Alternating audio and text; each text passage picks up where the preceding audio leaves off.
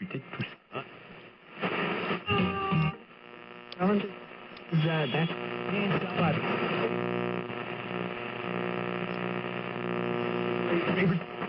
You know, these people. Cool.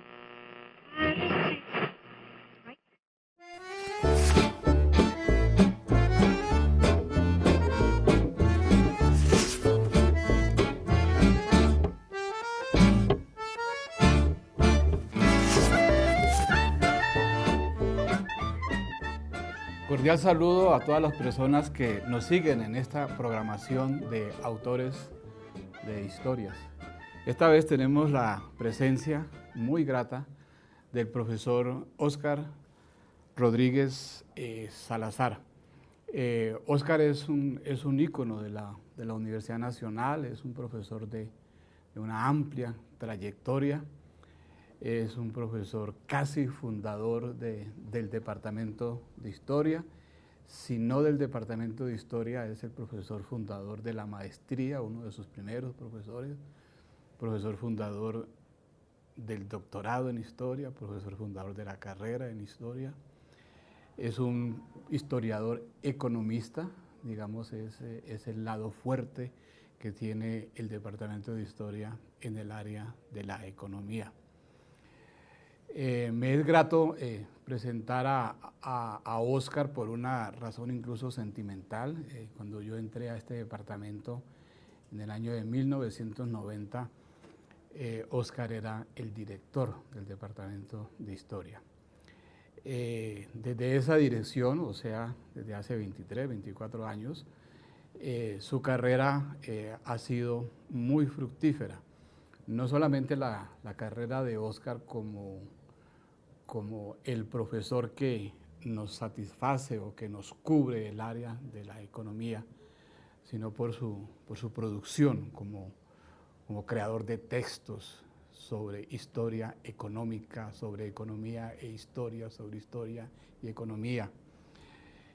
Ha sido profesor director del CES, el Centro de Estudios Sociales de la Facultad de Ciencias Humanas, pero decía que no solamente me es grato por esto, sino porque Óscar es una persona muy sensible a los problemas sociales por los que atraviesa este país. Colombia vive en este momento un problema muy crítico respecto de las políticas sociales, el derrumbe del poco Estado benefactor que tuvimos, la tercerización de la economía. Y en estos 23 años, Óscar ha visto, ha atestiguado, ha escrito, ha padecido todo lo que ha significado ese proceso de neoliberalización de la economía. Estamos pues no solamente ante un docente, ante un profesor que nos ha contribuido mucho a estudiantes y a profesores, sino ante una personalidad muy sensible frente a la política social nacional. Óscar, bienvenido entonces a este programa. Vamos a tener aquí un intercambio con tus estudiantes, tus lectores. Nosotros tenemos por tradición en este programa, porque sabemos que gran parte de la comunidad de historiadores y de científicos sociales te conoce, pero no sabe de dónde vienen los profesores, de qué parte de Colombia son, cómo llegaron a Bogotá. Y quisiéramos empezar por eso. ¿Tú eres bogotano? ¿Cómo llegaste a Bogotá? ¿Cómo es la cosa? Muy buenos días, gracias por la invitación y la participación en este programa. Yo soy bogotano. Mis padres se desempeñaron en el ramo del comercio, tuvieron una ferretería y pues obviamente nací en un barrio central de esta ciudad. Estudié en un colegio que ahora se llama Champañá, que anteriormente se denominaba Instituto del Carmen. En este colegio estudié 8 años, colegio masculino, que eso ya marca, controlado por una comunidad que llaman los hermanos maristas, y eso lo marca a uno mucho en la vida, pues porque esa impronta, para romper con esa impronta, para cuando ciertas acciones de la vida no pueden ser tomadas como pecado, se necesita todo un proceso de ruptura. Después entré a la Universidad de los Andes. En los Andes hice 4 semestres de ingeniería y por casualidad tomé un curso de introducción a la economía. Y obviamente en algún momento que estaba haciendo la materia de física, en un laboratorio de física, me dijeron haga comentarios. Y yo los comentarios que hice frente al experimento fueron comentarios de que había muchos estudiantes en un espacio muy cercano, que la relación profesor no marchaba. Y me dijeron, mire, estos comentarios son interesantes, pero no tiene nada que ver con el experimento. Usted está, como diría la vivienda, en el lugar equivocado. Y efectivamente está en el lugar equivocado. Agradezco la formación que tuve en esos 4 semestres de ingeniería porque me dieron cierto rigor matemático, cierto rigor en el campo de la física, el cálculo integral, cálculo diferencial, y de ahí pasé a hacer economía. En economía estuve durante 4 años y medio y tomé algunos cursos de un departamento que se iniciaba y una disciplina que se iniciaba en este país, que era la ciencia política. Entonces tomé cursos con Mario de la Torre y un curso que me transformó mucho, que fue el de Darío Indalecio, Líbano, porque pues era una historia positiva, pero una historia desmistificadora, que me encantó. Sus grandes problemas, que fue su obra cumbre, pues me dio cierta sensibilidad a la historia, pero además la había tenido en mi familia. Mi papá, pues que no cursó estudios secundarios, era un buen lector de historia. Y entonces con las conversaciones de ellos, pues me incliné hacia la historia. Y obviamente pues hay un campo de la economía que es la historia económica, y terminé economía con una tesis que fue publicada, pues, que se llamó Los efectos de la Gran Depresión sobre la industria colombiana, y simultáneamente hice la licenciatura en ciencia política, porque había como 4 semestres que eran conjuntos. Pues un economista tenía que, un licenciado en ciencia política tenía que ver macro. Nosotros en economía veíamos 2 macros. Luego pues yo hice una macro más y terminé 6 meses más tarde con la carrera de licenciatura en ciencia política, pero con una cosa muy especial, que cuando me gradué tenía 2 hijos. Y eso sí era difícil en una universidad privada, de modo que esa fue mi trayectoria en pregrado, y que obviamente tengo que salir rápido al mercado de trabajo. Y soy profesor de los Andes, pero por el movimiento estudiantil de los años 72, el decano de economía de ese entonces, Augusto Cano Mota, sacó de la planta profesoral a 15 profesores, entre ellos a gente muy renombrada, después muy querida, como Manuel Ramírez. Pues yo caí entre esa colada, y eso me llevó a buscar pues otro tipo de trabajo, que fue el DANE. Yo entré a trabajar en el DANE en el año 73, duré 16 años.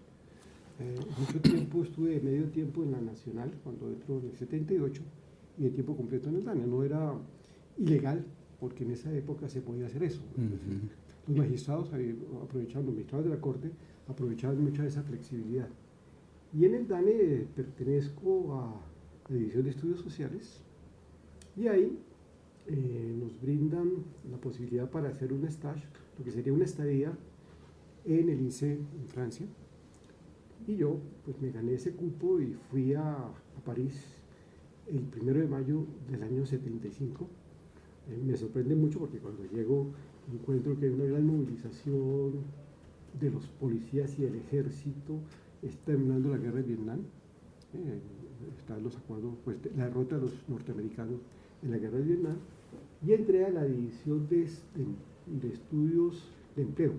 Entonces permanezco en Francia 1 año y medio, y en Francia, en el INSEE, hay una corriente muy interesante, que es una corriente de economistas que ahora están en la Escuela Francesa de la Regulación. Pues quien inaugura esa Escuela Francesa de la Regulación es Michael Arrieta, con su trabajo sobre el capitalismo. Él es funcionario del INSEE, y pues mi experiencia fue muy provechosa, pero además porque estando en el INSEE me matriculé en la Escuela de Altos Estudios en un DA en Sociología, y ahí hice el doctorado, cosa que duré como 3 años y medio, bajo la tutela de Alan Turing. Entonces yo aproveché el tiempo en esas 2 disciplinas, Y esa sería como mi trayectoria frente al primer doctorado. El segundo doctorado, que es en ciencias económicas, pues eso ya fue un poco mayor de edad. Ajá. Oye, Oscar, antes de que nos hables del tercer doctorado, no, y después vendrá el tercero, cuando uno dice, bueno, porque es la trayectoria de vida de una persona como si fuera de la élite bogotana, eso de tener una ferretería, eso siempre es como de clase social alta, eso produce mucho dinero. Es decir, ¿tú eras parte de la élite de Bogotá? ¿Cómo transcurre esa infancia del hijo de un señor? Te lo respondo desde el punto de vista académico. Por ahí en el año 95, FENALCO propuso a la Universidad Externado de Colombia hacer una historia de FENALCO. Esto yo la publiqué en el anuario en un artículo que se llama Regulación Estatal e Intergremial, el caso de la FENALCO. Yo acepté muy gratamente hacer esa historia con un equipo donde estaba Luis Verdugo, la profesora Alexia Arevalo, y lo acepté por una razón muy sencilla, que tiene que ver con tu pregunta, y es tratar de explicar el por qué mi papá no fue un gran comerciante de gran superficie. Y evidentemente lo que uno encontraba es que mi papá era un comerciante mediano. Es decir, él tenía que distribuir productos de la ferretería de las grandes almacenes que, por ejemplo, los grandes distribuidores de cemento le daban a él cemento para distribuir, le fijaban a margen la tasa de ganancia. El hierro, por ejemplo, era un gran distribuidor y él era un pequeño comerciante que distribuía hierro, ¿sí? Entonces, él estuvo siempre sometido a ese gran capital comercial y por lo tanto, pues, su negocio lo dio para que todos nos educáramos, pero no tuvo esa gran acumulación de capital que uno pensaría. Y el otro componente es que en esa época los Andes, la matrícula en los Andes era una matrícula de acuerdo a la declaración de renta, pero yo los últimos 4 semestres, porque ya terminé con 2 hijos, estuve becado. Ajá. Por promedio, entonces. ¿Y ustedes fueron cuántos en la casa? Nosotros somos 4. ¿4? 3 hombres y una mujer, casi todos estudiamos en los Andes. Todos bien sucedidos. Sí, todos bien. Ajá. ¿Y tu mamá? Cuéntanos algo de tu mamá. Bueno, mi madre fue una persona de la cual heredé buen humor. Eso me caracteriza en mis relaciones personales. No, en la clase pues son muy serios, pero ya entre las relaciones personales yo estoy haciendo completamente chistes, ironías, humor negro. Y mi mamá fue una persona trabajadora que perdió un ojo trabajando en Sedalana. ¿Sedalana? Sedalana era una... Sedalana. Sedalana era una empresa textilera. Y ella, me acuerdo mucho que una vez hizo algo que me pareció fantástico, y es que en una finca reunió a un amigo de ella que le faltaba un ojo, a un perro y a ella para que vieran cuál era la característica común. Y eso me pareció de un humor que afortunadamente logré. Ajá. Bueno, tú dices que siendo universitario ya entraste en relación de pareja. Fue muy pronto, ¿no te parece? Sí, claro, fue el año 70. Ajá. Por lo tanto, yo tenía que tener exámenes mientras cuidaba y cambiaba a mi hija. Ajá. Eso fue una cosa que lo marca uno mucho. No, pero fue chévere porque ahora pues somos muy buenos amigos. Oscar, una cosa interesante es el colegio. También es un ícono en Bogotá. De esa gente con la que coincidiste en la escuela, ¿qué pasó con ellos? Bueno, en enero de este año hicimos la reunión de los 50 años de egresados de bachillerato. Ajá. Pues uno tiene muchas sorpresas porque a mí me impacta mucho el movimiento estudiantil desde los Andes. Evidentemente yo estoy en las grandes manifestaciones, en los debates, yo hago parte de política, de lo que en ese momento se podría llamar el trotskismo, participo, y eso marca también mi vida académica, porque mis publicaciones siempre son publicaciones de debate, de explicación de problemas actuales desde una perspectiva histórica.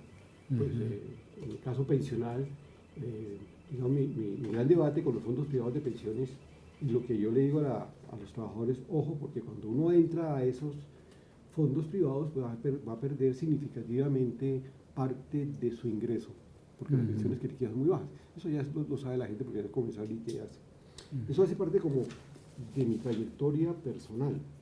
Entonces, cuando uno llega a encontrarse con los viejos amigos, pues son sorpresas muy grandes, pues porque muchos por el no, otros como por tradición, familia y propiedad, pero algunos obviamente muy democráticos. ¿Sí? ¿Sí? Entonces, sí, claro. Y uno ve la marca ahí del colegio, un poco la trayectoria personal, la historia de vida, pero pues ahí se encuentra de todo. Pero hay gente que fueron compañeros míos muy destacados. El caso de Fernando Urrea, profesor de la Universidad del Valle, un gran sociólogo, pues, y otros tantos. Él es candidato a decano también, creo que El fue. candidato a decano Víctor Morris también. Víctor. Ajá. Sí, fue parte de esa promoción que nos grabamos en el Distrito del Carmen.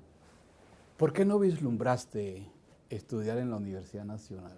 No, por un problema administrativo.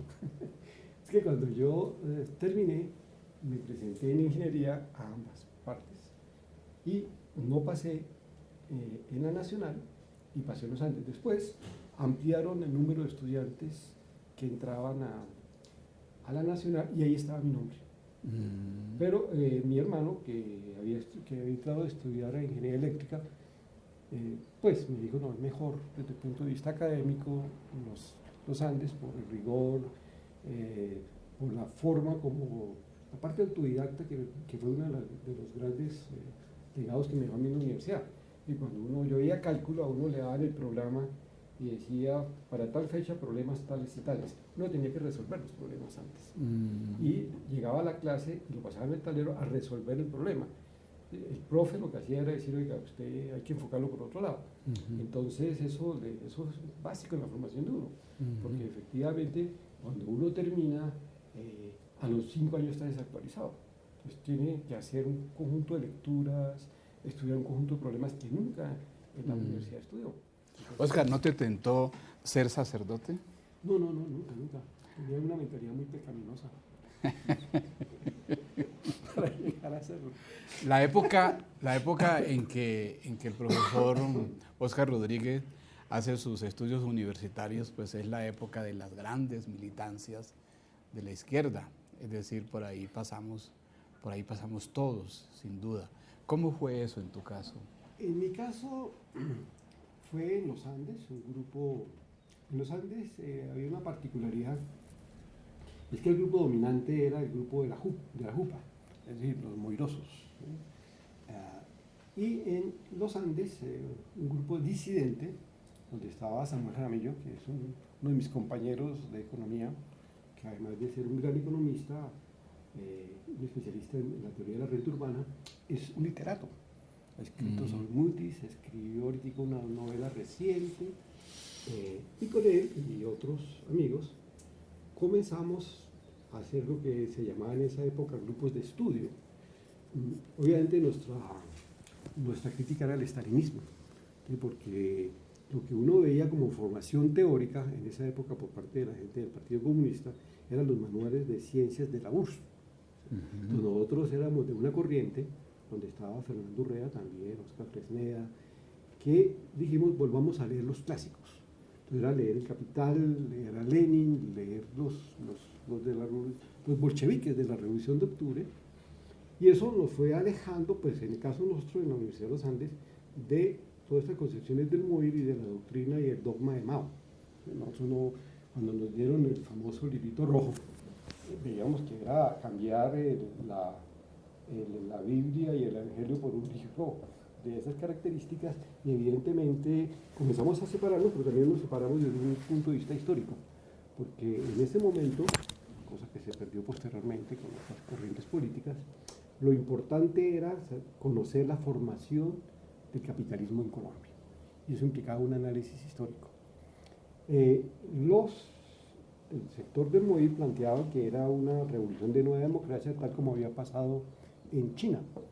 Nosotros decíamos, eso no es muy válido, y eso nos condujo a hacer grupos de estudio para mirar la caracterización del capitalismo en Colombia, que nos permitiría la formulación de un programa político para iniciar la transformación revolucionaria de este país. Entonces, esto me conduce a mí a tener una opción dentro del socialismo influenciado por el trotskismo y por la Cuarta Internacional. Uno de los recuerdos de juventud es que cuando uno habla del trotskismo en Colombia, uno siempre lo recuerda como un marxismo de élite. Yo incluso recuerdo a los marxistas con mucho aprecio, a los trotskistas con mucho aprecio, porque se diferenciaban de nosotros, que éramos los mamertos, incluso como por una cosa de clase. Allí había algo como, es decir, no era fácil ser trotskista, era más fácil ser mamerto. A ver, digamos que de ese viejo trotskismo, amigos que son todavía amigos míos, gente muy cercana como Ricardo Sánchez, veníamos de la clase media, ¿sí? Y aquí había personas que vivían en residencias universitarias, que venían de provincia, sectores medios de la población, de modo que no era, pues uno podría decir que la élite sería también el MOVIR, porque una de las bases del MOVIR eran los Andes. No, éramos sectores de clase media. De todas las corrientes de la izquierda colombiana, ¿por qué el trotskismo es el menos estudiado? Digo yo, de pronto estoy equivocado.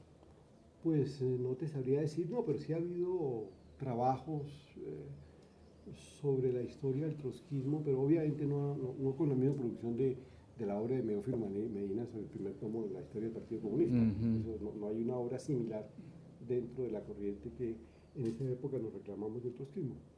¿Qué fue entonces el trotskismo según tu experiencia en Colombia? Yo creo que el trotskismo me parece que jugó un papel muy importante en la formación política y en la formación teórica de aquellos que nos reclamaban, pues de unos sectores que nos reclamábamos del trotskismo.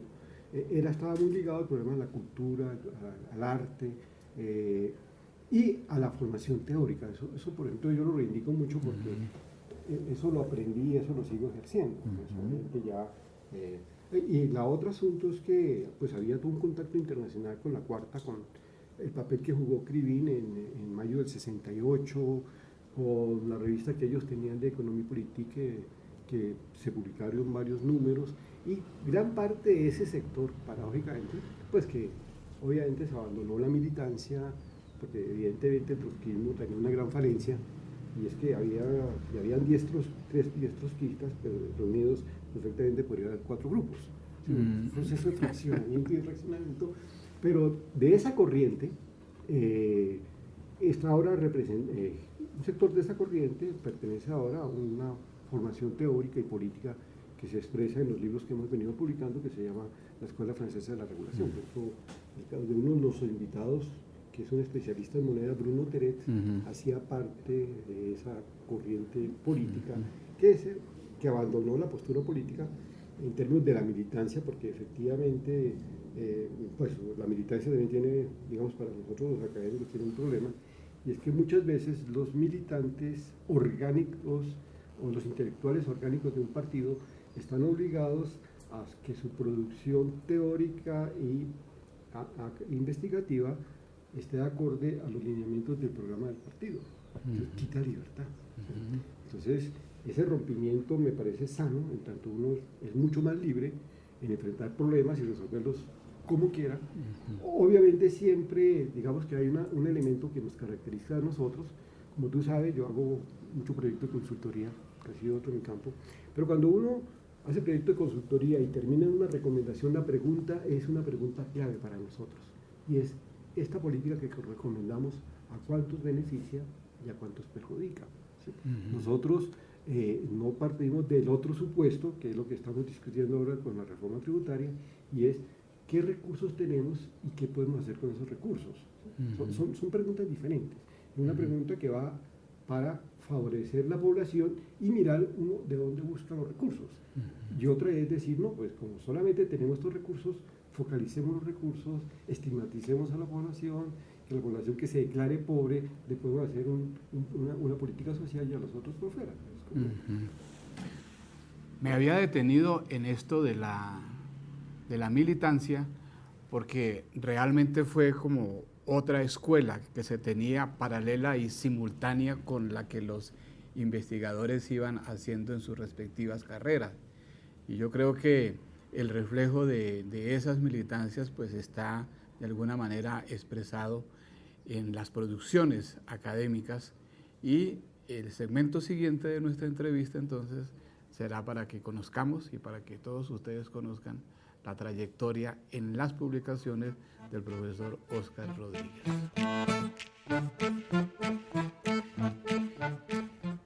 Saludos, soy Juan David Arias, actual estudiante de pregrado de Historia de la Universidad Nacional de Colombia. Estoy dentro del proceso de aprendizaje de una serie de proyectos y temáticas dentro de esta excelente universidad. Hoy estamos en la entrevista al profesor Óscar Rodríguez,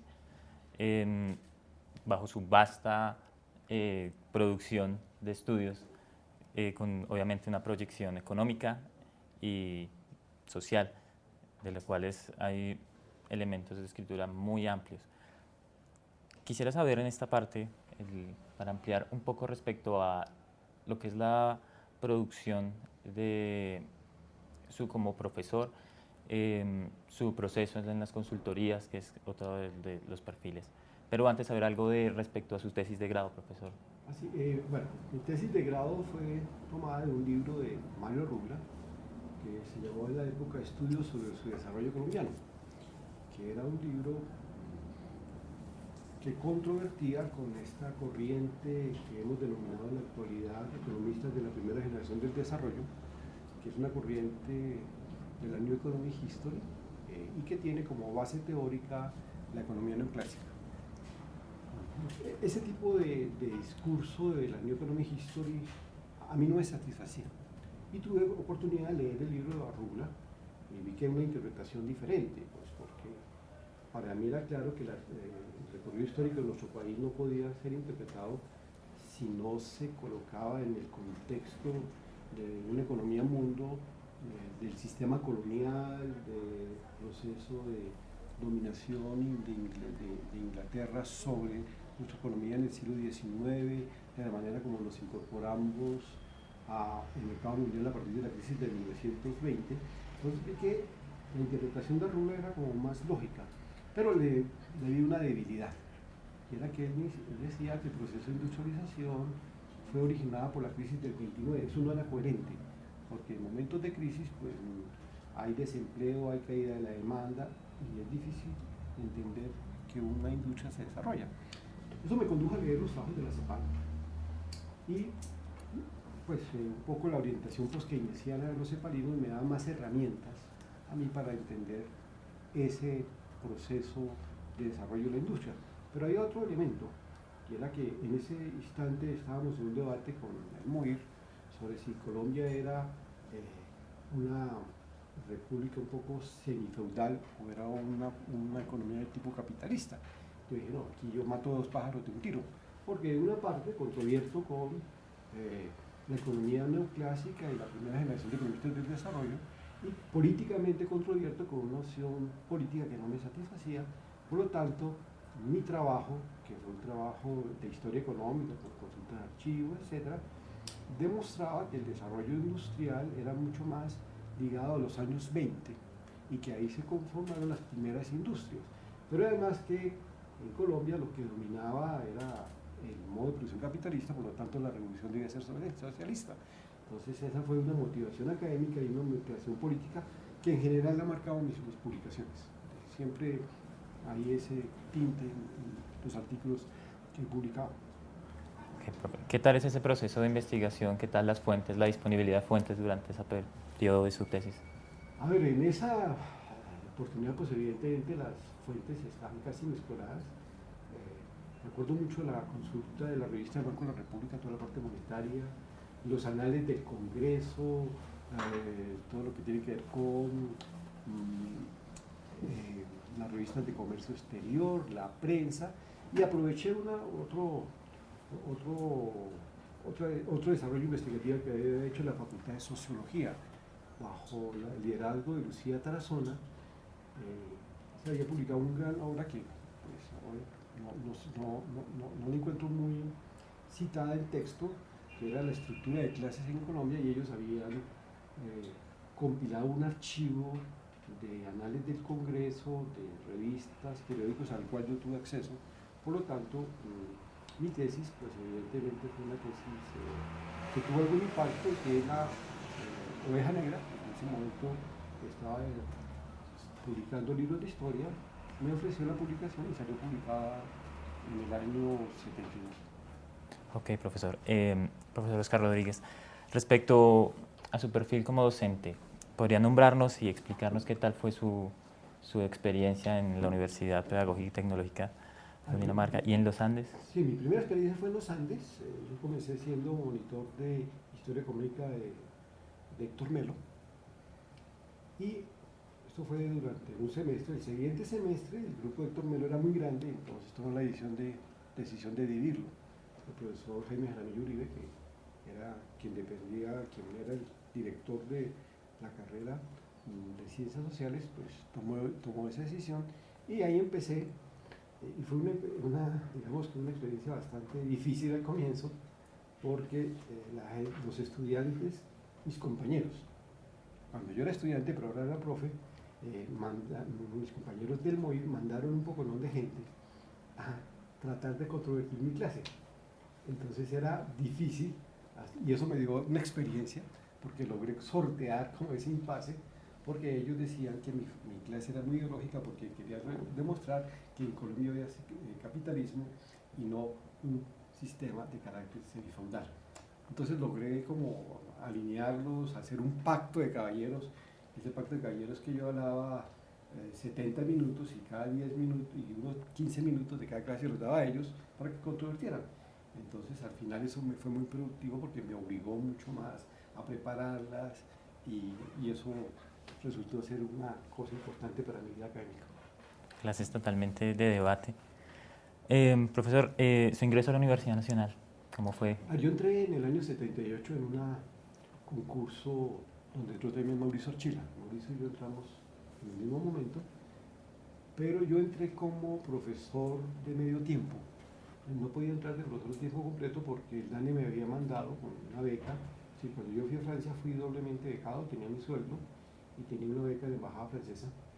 Y a mi regreso yo estaba obligado a pagar un número de años al DANE, no podía salirme.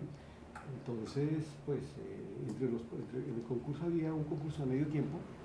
Yo me presenté, ya lo gané, y duré como 8 años de medio tiempo en unas condiciones bastante, no voy a utilizar la palabra leonina, pero yo dictaba dos cursos: Historia Económica Colonial, Historia Económica Siglo XIX, y mis compañeros de tiempo completo dictaban los dos mismos cursos. Entonces, en el año 86, cuando vi pues que ya no era posible hacer más cosas en el DANE, pues yo en el DANE llegué a ser fiscal del sindicato del DANE en la época en que Angelino Garzón era el presidente, y pues tuve 2 años de fiscal, y pues ese proceso se me agotó, y había una posibilidad de venirme a la Nacional de tiempo completo, y en el año 86 entré de tiempo completo al Departamento de Historia. Nunca quise pertenecer a la Facultad de Economía. En 2 o 3 oportunidades se planteó la posibilidad de que me fuera de profe a Economía, con el cual mantengo excelentes relaciones, pero yo veía que había una pérdida, porque me he beneficiado mucho de los debates entre los historiadores.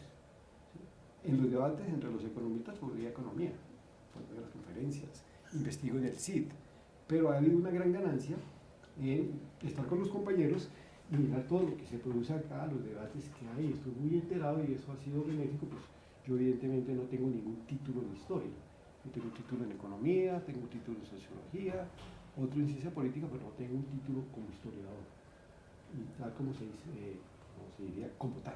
Pues, me he beneficiado mucho de esta comunidad académica. ¿Qué tal el ambiente estudiantil en esa época? Ya el ambiente estudiantil, ¿qué tal los movimientos? ¿Qué tal la academia? ¿Complicada, difícil, fácil? Aquí en la Universidad Nacional, ya para tiempo completo. No, pues como había hecho durante 8 años, había estado 78, 86, estuve medio tiempo, yo estaba ya empapado pues obviamente sufrí todo lo que sufrimos los profesores de esa generación, ¿no? Cierres largos, la presencia del ejército en los predios, los rectores autoritarios, y evidentemente los estudiantes respondieron y veíamos un poco como que eran justas esas protestas que se hacían. El profesor nombraba ahorita su trabajo en el DANE. ¿Qué se desarrolló en el DANE? ¿Qué estudios? A ver, yo estaba en la parte de indicadores sociales, pues la experiencia que me dio mi pasar por el INSEE en Francia, pues me habilitó a ser un investigador en el mercado de trabajo. Y la parte de indicadores sociales, que fue otra cosa que se construyó al interior del DANE. Pero el DANE tenía, a mi manera de ver, uno de los grandes problemas del DANE, que sigue actualmente. A diferencia de mi experiencia en el INSEE, es que en el INSEE era un organismo independiente y autónomo, ¿sí? En el INSEE uno encuentra formas de control social sobre ciertos datos que son sensibles para un país. Por ejemplo, la tasa de desempleo. Por ejemplo, el índice de precios del consumidor. Todos esos datos tienen control social. ¿Qué quiero decir con eso? Que los gremios, los sindicatos, la academia están controlando ese tipo de información. El DANE no tiene esa independencia. La está tratando de buscar en el interés que tiene el país en entrar en la OCDE, pues que el DANE depende de planeación. Primero planeación conoce las cifras las puede conocer el banco, pero el DANE no tiene. Y en algún momento, me acuerdo mucho, siendo yo fiscal del sindicato en el año 85, en un congreso de esta Confederación Sindical de Trabajadores de Colombia, se planteó como parte de ese congreso en el 85 el control sobre la información que produce el DANE. No el control de toda la información, sino de ciertos datos que son sensibles. Uno tiene que creerle que las cifras que produce el DANE sobre inflación son las cifras más cercanas a la realidad de los colombianos que mercan y que encuentren que los precios están subiendo mucho. Entonces, sí me parece que en una sociedad democrática debe haber un control democrático de la ciudadanía sobre la información que produce el DANE. Eso fue uno de mis puntos del DANE y eso fue lo que más enfureció al director de ese momento, que era Roberto Schlesinger, que publica el periódico. Y pues mi carta de despido estaba, pues, en muchas oportunidades, hasta que yo en el año 86, por mutuo propio, vi que ese proceso se agotaba en términos de mi desarrollo académico y pues opté por venir acá de tiempo completo. Ok, profesor. Devolviéndonos un poco, ya que mencionó los estudios en Francia, ¿qué tal tus estudios? ¿Fueron becados? Sí, yo estudio becado. Yo en Francia tuve un gran profesor que influyó mucho en mi formación en este momento, y pues uno de mis grandes temas es el problema de la moneda. Yo fui alumno de Pierre Vilar, ¿sí? Pierre Vilar, este gran historiador de Anales, que escribió los trabajos sobre Cataluña, sobre oro y moneda en nuestra historia, me impactó mucho. Realmente fue algo que me sirvió.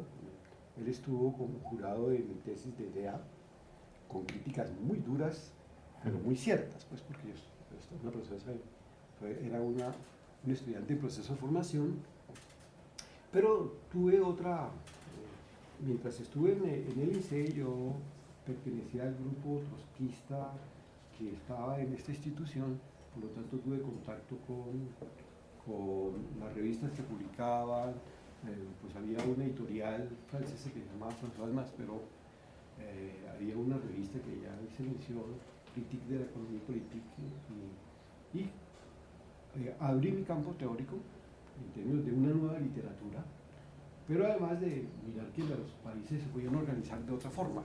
En ese momento, pues Francia está pues aparecen los primeros síntomas de crisis del estado de bienestar. Uno ahí está viendo el problema de la ciudadanía con base en el ejercicio de derechos sociales, otra forma de organización de la sociedad, y eso creo que es una ganancia para todos aquellos que que van a hacer pasantías en una universidad extranjera, que ya por el hecho de estar ahí es muy enriquecedor, pues el acceso a otro idioma, y eso nos transformó mucho y un poco me permitió integrar redes internacionales que se ocupan de los temas de protección social, y del tema monetario. ¿Algún estudiante compañero de Colombia en esas épocas de estudio en Francia?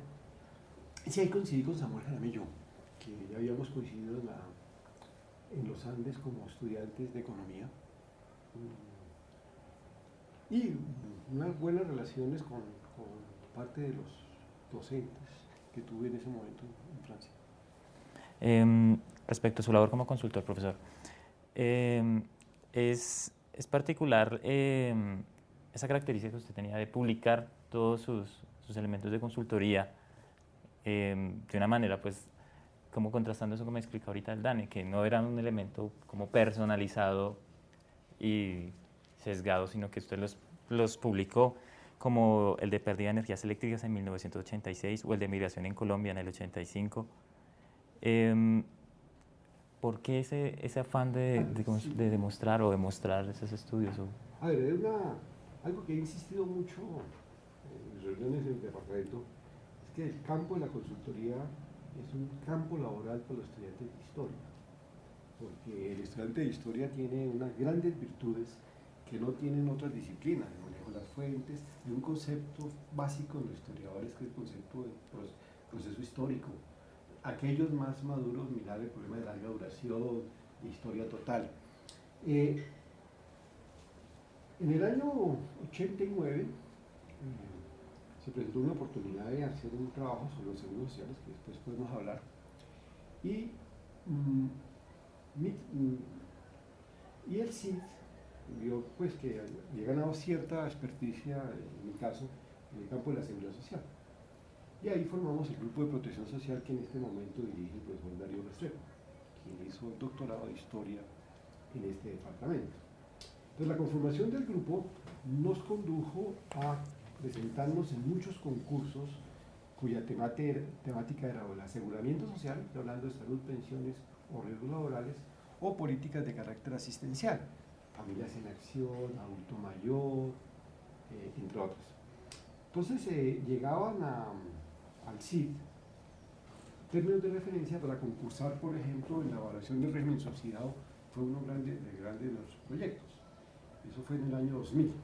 Entonces armamos un grupo donde evidentemente pues estaba también Félix Martínez, Patricia Martínez, Oscar Fresneda, un grupo grande que todavía existe y que participa, e hicimos este diagnóstico del régimen subsidiado. Nuestro diagnóstico del régimen subsidiado evidentemente era una crítica muy fuerte a la ley 100 del 93 en su componente de salud. Nosotros aprovechamos esto para hacer una reflexión de carácter histórico, es decir, para mirar cómo había sido el tratamiento que la sociedad le había dado a través de la historia a los pobres.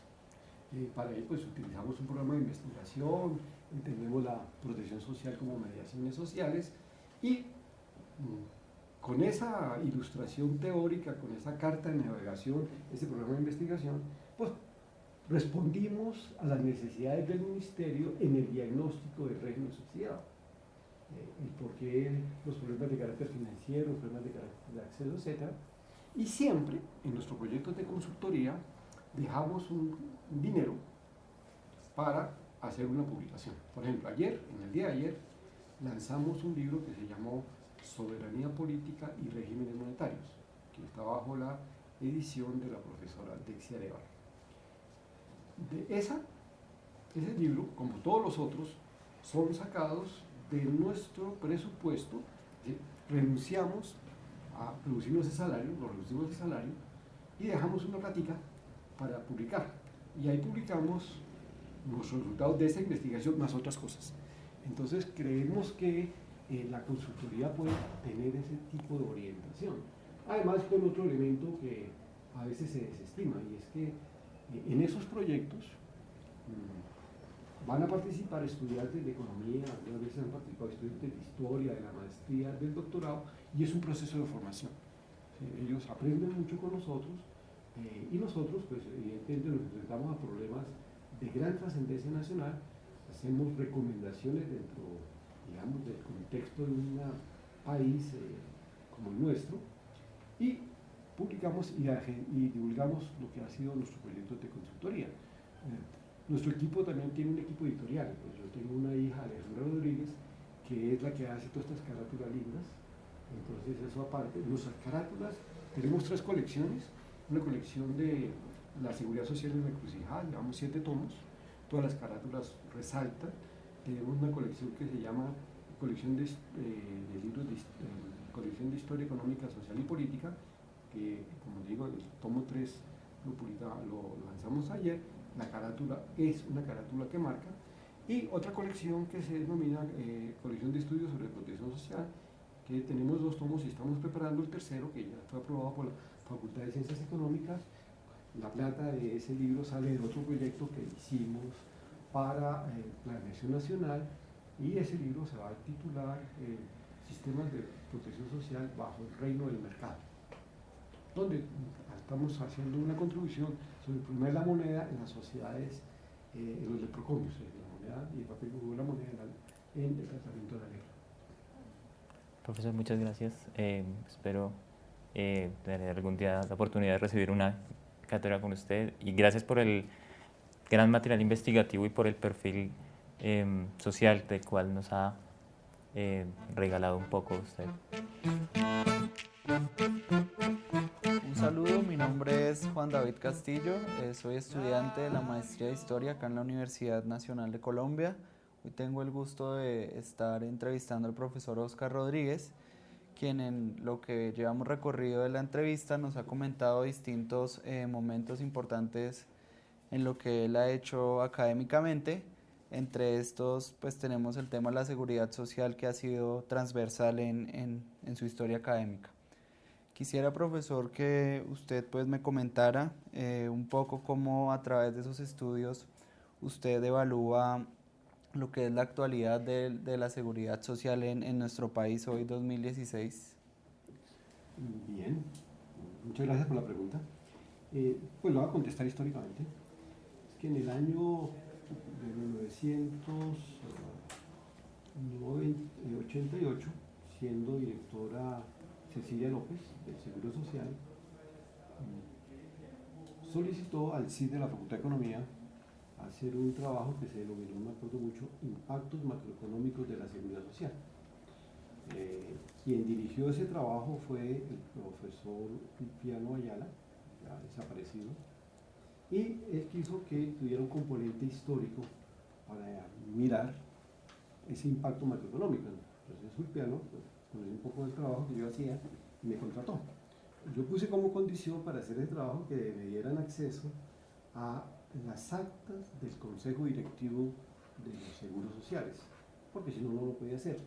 Y evidentemente me dieron acceso a esas actas, tuve acceso a la revista de Seguridad Social, pues más los otros documentos que eran de público conocimiento, la prensa, memorias de ministros, y durante 2 años estuve leyendo las actas de cuando se expide la ley 90 de 1948 hasta el año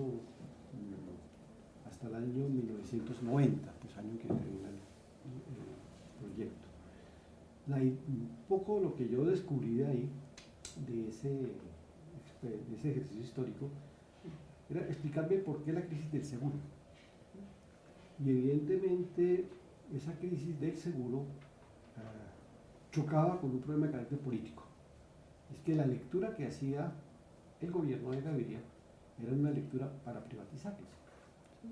La lectura que yo hacía es que evidentemente la crisis se había originado pues, por la manera como los sectores que dirigían el seguro, donde estaba, el consejo directivo estaba, iba la ANDI o FENALCO, iba el Ministerio de Salud, el Ministerio de Trabajo, y ahí iban las organizaciones sindicales. Y logré detectar que una serie de medidas llevaban a una corresponsabilidad de esa crisis.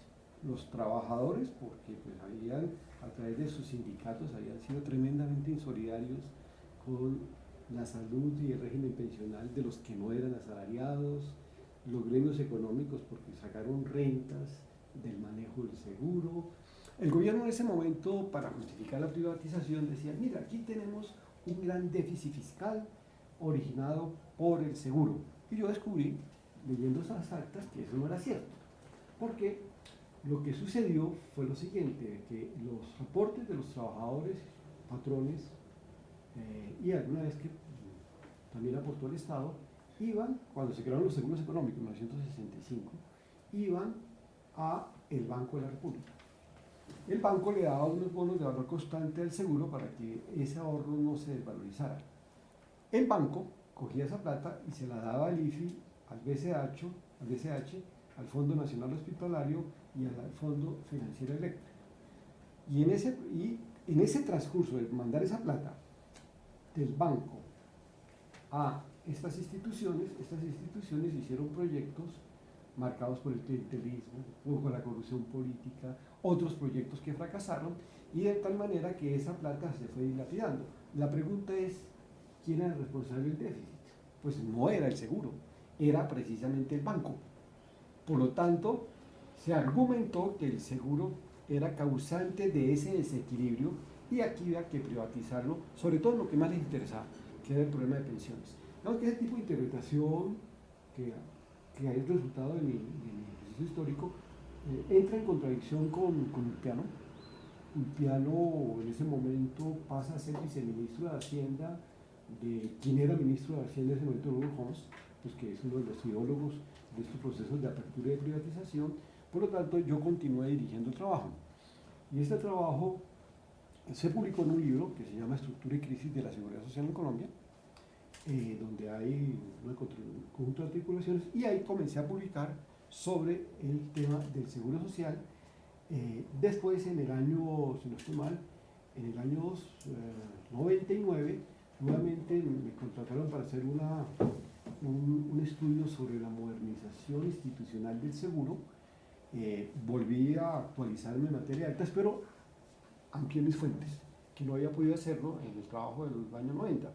Y el ampliar mis fuentes significa que tuve las fuentes de FENALCO, porque ya le había hecho la historia a FENALCO. Tuve las fuentes de la ANDI, porque viajé a Medellín y ahí accedí a los archivos. Más había otro elemento, y es que había entrado en contacto con una literatura que no había podido manejar en el 80 y 90. Entré en contacto con la literatura de una serie de conjuntos de artículos producidos por Bruno Terés, Robert Castell, Molat, Jacques Doncelot, toda una corriente teórica que controvierte con la forma como la corriente estándar maneja el problema de la seguridad social, que le llamamos manejo social de riesgo. Por lo tanto, esa segunda experiencia investigativa fue mucho más enriquecedora, y ahí llegué a concluir que efectivamente esas propuestas privatizadoras pues, son propuestas gravísimas. Recientemente publiqué un artículo en un libro que editó Pablo Rodríguez, se llama Envejecimiento.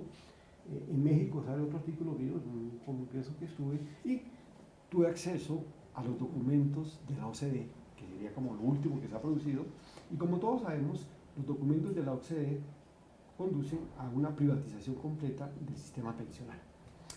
Y ahí pues estamos en ese punto de debate, porque hemos demostrado muy sencillamente que esta privatización de la seguridad social en el campo de pensiones pues favorece a dos monopolios, que es el Sindicato Antioqueño y el Grupo Aval, que manejan el 80% de los recursos del ahorro más importante de Colombia.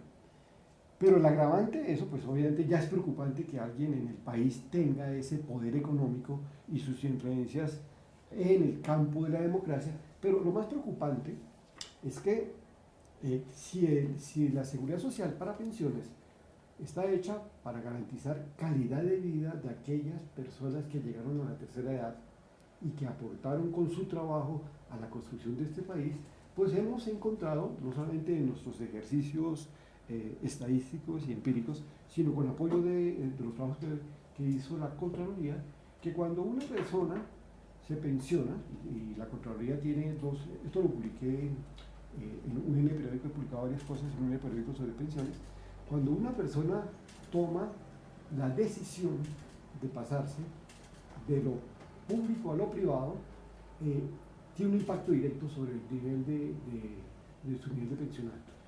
La Contraloría hace el ejercicio entre Scandi y Colpensiones, todos los rangos salariales, pero especialmente para las mujeres, las pensiones que se obtienen en este seguro, en este fondo privado, es un 40-50% menor de lo que hubiesen podido obtener en el caso de Colpensiones. Evidentemente eso ha generado pues, un poco la rabia de algunos académicos y de algunas publicaciones tratando de tratar el trabajo. Y las recomendaciones de la OCDE son muy claras. Pues. Las recomendaciones de la OCDE, me acabo de leer una cosa que se llama Panorama de Pensiones del año 2015, que son las recomendaciones de la OCDE para ajustar los sistemas pensionales en los países que hacen parte de la OCDE. Y ellos saben, y lo demuestran, que efectivamente lo que ellos llaman los regímenes de prestaciones definidas, es decir, el régimen privado, liquida niveles salariales menores que lo que da el régimen de cotizaciones definidas. Claro, el régimen de cotizaciones definidas está encarnado en los seguros privados y el régimen de prestaciones definidas se expresa en los sistemas públicos, que para nosotros es el caso de pensiones. Luego son sistemas muy costosos que monopolizan el capital, que enriquecen a grandes grupos económicos y que disminuyen la calidad de vida de la población que llega a la tercera edad y que tiene posibilidades de obtener una pensión. Esto lo veo teóricamente, políticamente, pero sobre todo lo veo históricamente. Y puedo explicar por qué se condujo a esta decisión. Ok, o sea, si tuviéramos que definir en una frase lo que nos espera a los jóvenes en términos pensionales, usted como experto, ¿qué nos podría decir? A ver, pues hay que preguntarse por qué en Colombia no se ha extendido la relación salarial. Porque lo que es el régimen de seguridad social es fundamentalmente un régimen que se construye o bien sobre los aportes de los trabajadores, lo que llamamos régimen contributivo, o sobre el ahorro de quienes no tienen contrato de trabajo pero que tienen capacidad de ahorro. Efectivamente, nosotros hemos caracterizado la dinámica económica como una dinámica de altos niveles de financiarización. En Colombia tiene una economía especulativa. En algún momento publiqué un artículo en un periódico a propósito del plan de desarrollo. Y uno decía, bueno, es que en general, todas las reformas regresivas en este país se toman a nombre de los pobres o a nombre del empleo. La reforma tributaria actual se toma a nombre del empleo. ¿Sí? Siempre es ese tipo de justificación. Es decir, los pobres han servido para todo. ¿Sí? Los pobres han servido para justificar las medidas más leoninas contra la sociedad. Lo que tenemos en Colombia es una economía netamente especulativa. Es decir, si tú vas y tienes algún nivel de liquidez y dejas tu platica en un banco, pues el banco te va a reconocer el índice de precios más un puntico. Te podría reconocer en este momento el 8%. Pero si usted utiliza la tarjeta de crédito, tu tarjeta de crédito son intereses del 28-30%. Si tú pides un crédito, un empresario pide un crédito, un empresario pequeño pide un crédito, pues le dan, son tasas de carácter especulativo. Y evidentemente uno tiene un marco internacional, es decir, uno ve qué tipo de tasas de intermediación financiera cobran los bancos europeos. Y eso es 1 punto más la inflación. Aquí son 3 veces la inflación. Eso es una economía especulativa. Cuando uno está, y el otro elemento que no se discute en la actual reforma tributaria, es que el mayor rubro presupuestal que tiene el presupuesto colombiano es el servicio de la deuda. Luego, la economía especulativa también llega al campo de la financiación del Estado. Entonces, la pregunta es, ¿quién posee ustedes? Por los bancos. Entonces, cuando esas tasas de interés tan altas se le cobra al Estado para financiar su déficit fiscal, el Estado está siendo víctima de ese proceso de economía especulativa. Eso conduce a lo siguiente, conduce a que cuando un empresario, para tener competitividad, que es otra de las frases utilizadas en estos debates, pues el empresario pues cada vez lo encierra el problema tributario. Ese pequeño empresario no puede pagar esos grandes abogados especialistas en tributación que le permiten evadir a las grandes empresas. él tiene que pagar los intereses derivados de los créditos que ha otorgado. ¿Y dónde reduce? Reduce fundamentalmente es en los salarios de los trabajadores, informalizando el trabajo, precarizándolo, terciarizándolo. Entonces, hay empresas que no tienen trabajadores, porque todos vienen por compañías, por asociaciones asociativas de trabajo, y entonces los jóvenes van a ser víctimas de esto, pero hay otro problema que es gravísimo, al cual no se le ha puesto mucha atención. Cuando mi generación está llegando a pedir su pensión, la gran sorpresa es que si alguien ganaba 10 salarios mínimos y ahora, cuando el fondo privado le dice tenga su masa de capital, usted va a tener estos salarios mínimos y cuando se le acabe su reserva de capital, chao. ¿Sí? No hay posibilidad de sustitución pensional. Cuando uno está en el sistema público, fallece y si tiene una compañera más joven o que sobreviva más tiempo, ella tiene derecho a que la pensión se le adjudique. Entonces, esto ha conducido a prolongar el tiempo de trabajo de estas personas que no son trabajadores manuales. Obviamente, el trabajador manual que cometió, bueno, el trabajador manual que tiene sobre 1 o 2 salarios mínimos, de todas maneras la Constitución colombiana le garantiza como pensión mínima el salario mínimo. Por lo tanto, trabajadores del aparato estatal, por ejemplo, incluso del campo universitario, de las administraciones locales, prolongan su permanencia en el mercado de trabajo, limitando el acceso a la población joven. Pero la población joven no tiene cómo incorporarse porque eso está ocupado por gente que se mantiene trabajando, porque de lo contrario tendría una vejez miserable en términos de lo que llamamos nosotros la tasa de sustitución.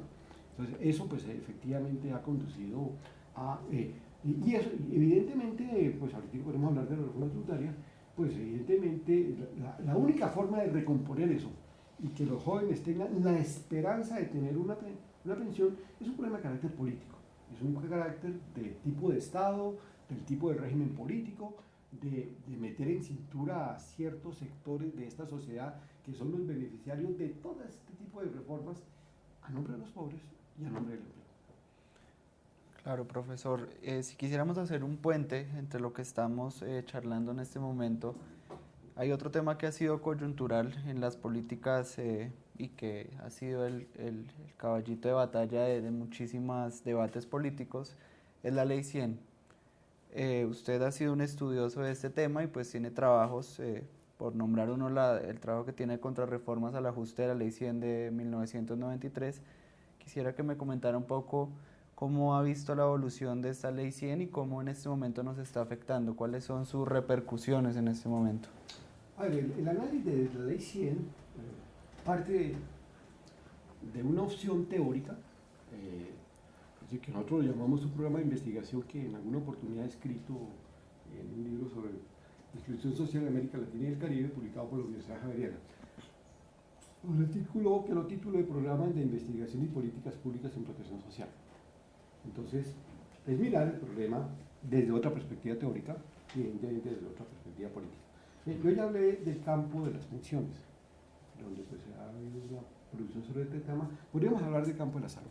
¿Sí? Y en el campo de la salud, pues evidentemente, la justificación teórica que se hizo a la reforma desde el campo de la salud y sus ajustes ha sido lo que hemos denominado, o lo que se denomina en la economía neoclásica, la teoría de la agencia.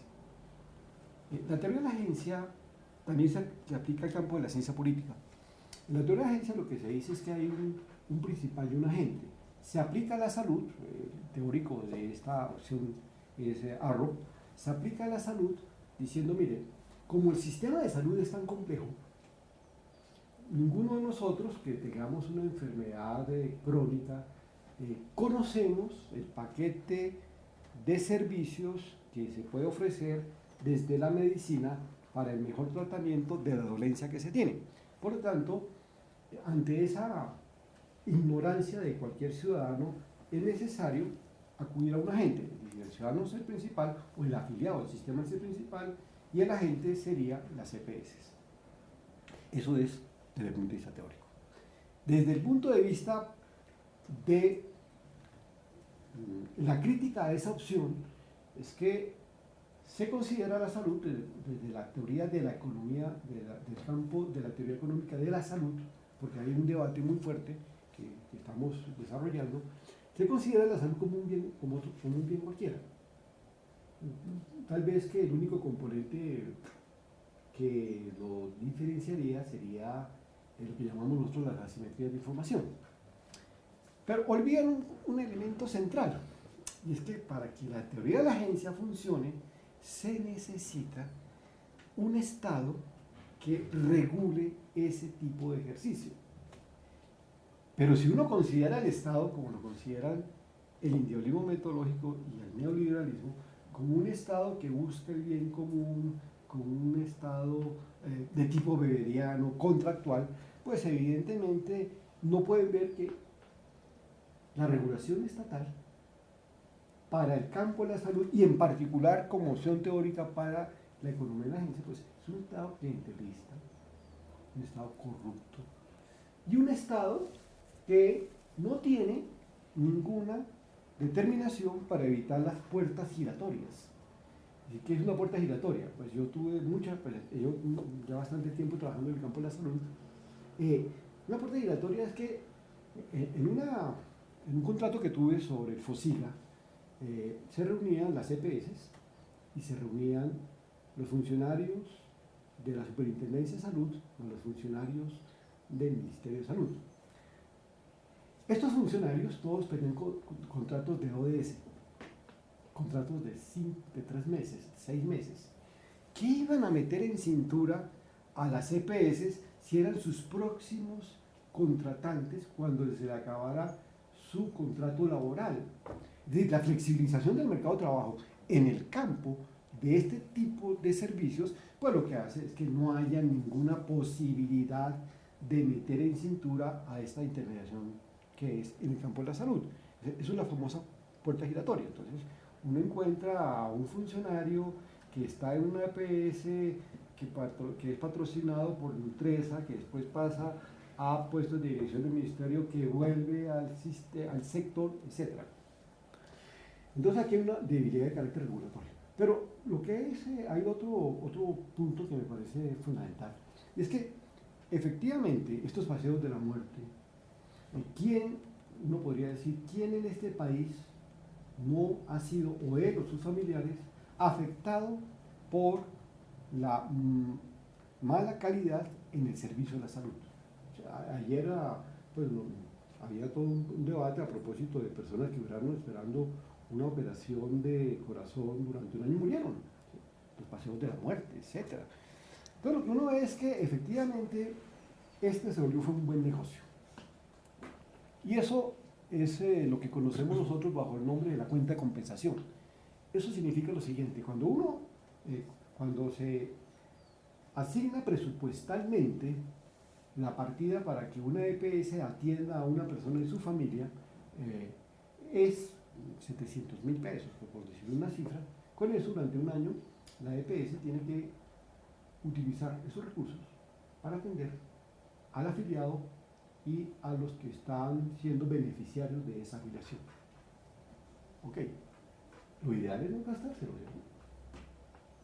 Porque si yo, como EPS, comienzo a ser generosos en cosas de mandarlos a especialistas, a cierto tipo de exámenes, a gastarme esa platica, eso pone en desequilibrio mi presupuesto. Por lo tanto, genero barreras de contención.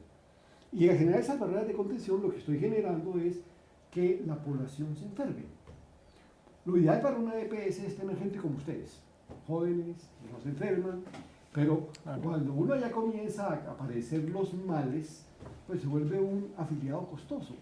Entonces, esto ha conducido a que ese proceso de privatización, ese problema de carácter estatal en términos de la regulación, pues tenga en crisis al sistema de salud.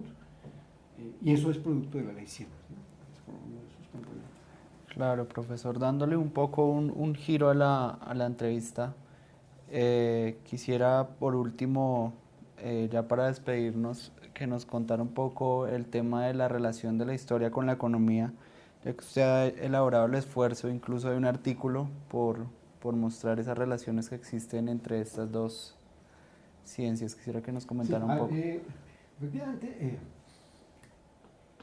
yo me di un curso acá, es decir, no he tenido mucho éxito con mis cursos al interior del pregrado de historia, porque pues alguna vez dicté economía para los historiadores, y, pues, salvo 4 que llegaron por ahí. En otro, pues el semestre entrante voy a dictar un curso, porque algunos estudiantes lo pidieron, sobre la relación historia y economía.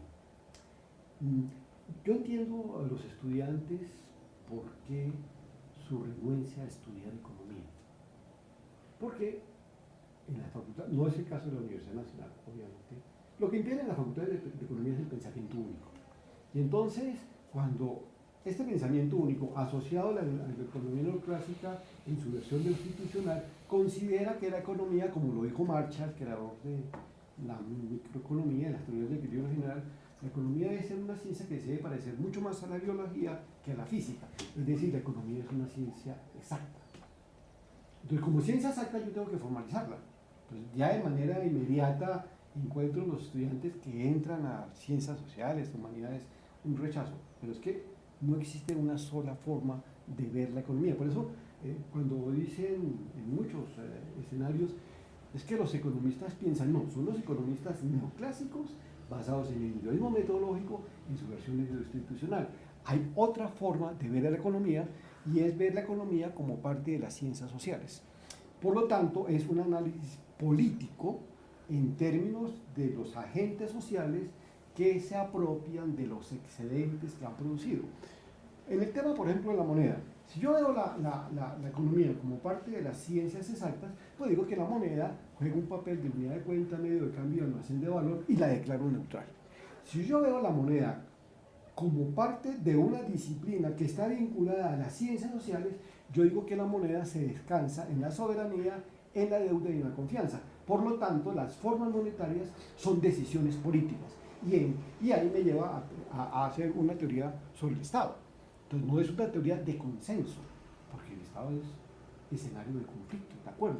Entonces, yo puedo politizar el análisis económico y es mucho más agradable a un estudiante este tipo de discurso, que está muy ligado a la historia, está muy ligado a la sociología, está ligado a la ciencia política, que meterlo a como cuando uno estudia álgebra.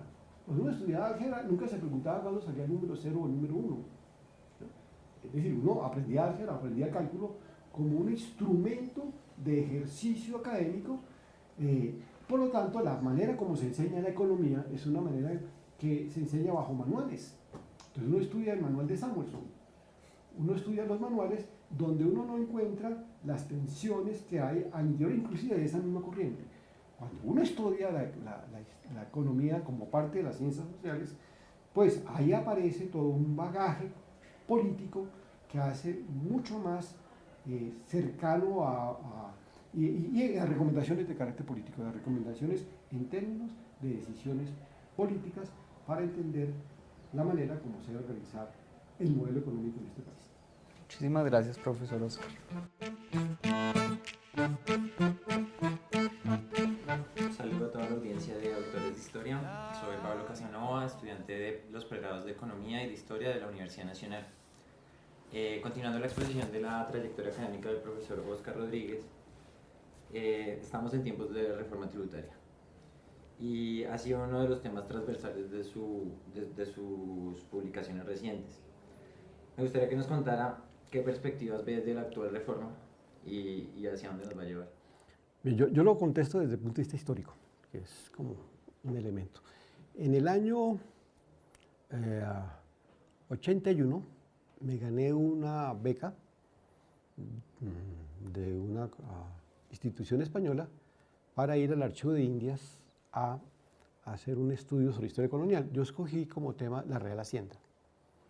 Entonces ahí estuve 12 meses trabajando en el Archivo de Indias, mirando lo que sería la fiscalidad. Por fiscalidad entendemos la manera como el Estado toma tributos, ingresos tributarios, y la forma como se lo gasta. Para ese momento estudié las cajas de Cartagena, de Santa Marta, Popayán y Santa Fe de Bogotá.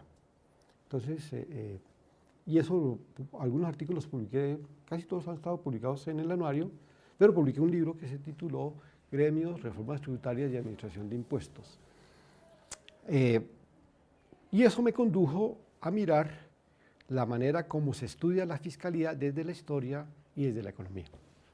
Para ello, pues desde la historia, pues me basé fundamentalmente en análisis, en los trabajos de análisis, y desde la economía, pues obviamente me basé en la Escuela Francesa de la Regulación. Posteriormente, en el año 2010, en un libro de la colección de la Seguridad Social en la Encrucijada, exactamente en el tomo, creo que es el tomo 5, publiqué un artículo que se tituló Consideraciones teóricas e históricas sobre la fiscalidad, donde efectivamente, además de retomar pues, este trabajo colonial, hacía un debate teórico sobre la manera como la economía estándar estudia lo fiscal.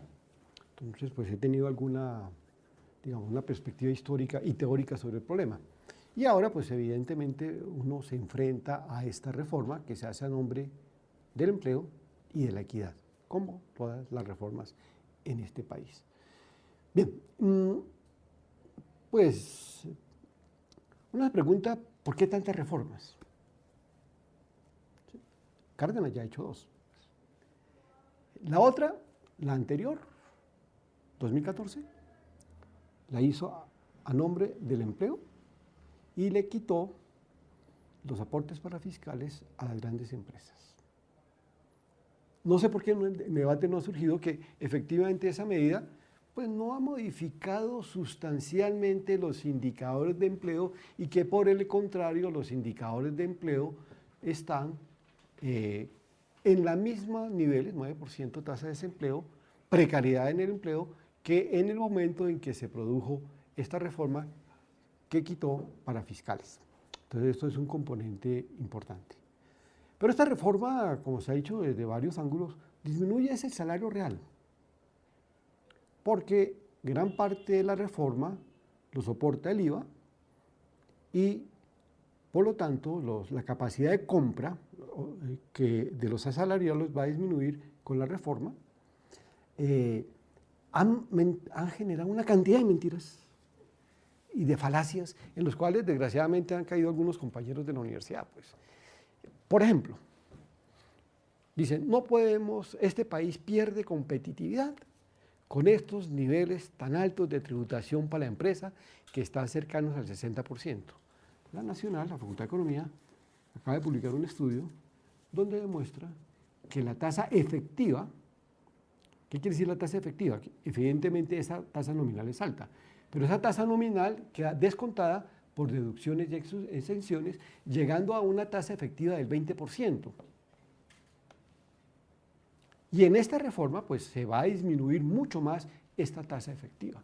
Es una reforma que recae fundamentalmente sobre los asalariados y sobre los sectores populares, porque lo que hace es incrementar el IVA y incrementa la base tributaria, reduciendo el nivel de ingreso para aquellos que tienen que tributar. Esto es un elemento, llamar de reforma estructural, si por estructural vamos a entender lo que entendíamos en los años 90, que nos dijo Gaviria, bienvenidos al futuro con una reforma laboral, una reforma financiera, la apertura, la creación de la autonomía del Banco Central, etc. Y ahí estuvo lo fiscal. ¿Qué fue lo que cambió en la tributación que inicia Gaviria y que se han mantenido y se sigue manteniendo en esta reforma particular? Pues que el sistema impositivo deja de ser progresivo para descansar sobre la tributación indirecta, es decir, sobre el IVA y los impuestos indirectos. Eso se mantiene en esta reforma. Pero el otro componente, me sorprendió mucho el día de anoche en el noticiero de televisión, el planteamiento de Vargas Lleras. Obviamente, como sabe que tiene que retirarse dentro de 3 meses para no inhabilitarse como candidato presidencial, Entonces ayer dijo que vamos a hacer una protesta social contra la reforma tributaria. Pues es parte de la demagogia y el juego que se hace en este país. Lo que uno encuentra fundamentalmente es que es una reforma que sigue concentrando el ingreso.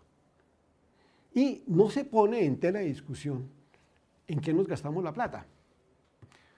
La manifestación y la entrevista a Vargas Lleras decía, no, la única forma de avanzar en que el Estado tenga mayor capacidad de recursos es quitando la corrupción. Y de manera muy inmediata dice, pero es que avalaron a esta Oneida en La Guajira, ¿sí? Pues que es la que está atentando contra el gobernador encargado, director de la Superintendente de Registros Públicos. Entonces, es una reforma que no cambia, que sigue concentrando el ingreso, pero con un agravante, que es que nos han dado cuenta. Una concentración del ingreso es un elemento que impacta el crecimiento económico, porque le quita capacidad de pago a la mayoría de la población, que son los sectores medios y los sectores pobres, porque la van a ver disminuida con el mayor nivel de IVA que se tiene. Entonces, gran parte de la dinámica económica descansa sobre el mercado interno. Es decir, nuestra vinculación pues estamos en un proceso de evaluación del 60% y sin embargo las exportaciones no han venido creciendo. O sea, seguimos creciendo con base en nuestro mercado interno. Y si en el mercado interno se disminuye la capacidad de compra de la mayoría de la población, pues no hay crecimiento económico y al no haber crecimiento económico, lo que hay es fundamentalmente un efecto sobre la situación de empleo. Dirigí hace poco una tesis de un estudiante en el doctorado de estudios políticos, donde se demuestra claramente que uno de los sectores que más se va de impuestos y que menor contribuye a la tributación es el sector financiero. Uno puede hacer el cálculo entre valor agregado generado por el sector financiero y tasa impositiva, y eso es el 10%. Obviamente, pues, este país que entregó las pensiones a los grupos económicos, que permite la evasión de estos grandes capitales, a esos capitales no se les toca.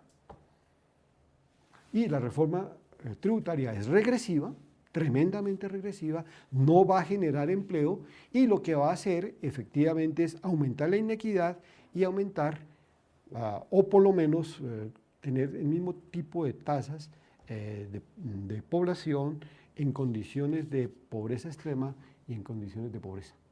Entonces, esa es mi posición sobre la actual reforma y con un componente histórico pues, que se ha venido desarrollando. Precisamente al respecto de la publicación que usted refiere del año 2001, Gremios, Reformas Tributarias y Administración de Impuestos. En ese momento usted consideraba que la historiografía colombiana del siglo XX tenía un vacío para analizar la tributación a partir de una problematización política y posicionaba su obra como una obra pionera al respecto. Quiero preguntarle si hoy, 2016, considera que ese vacío permanece a pesar de sus esfuerzos.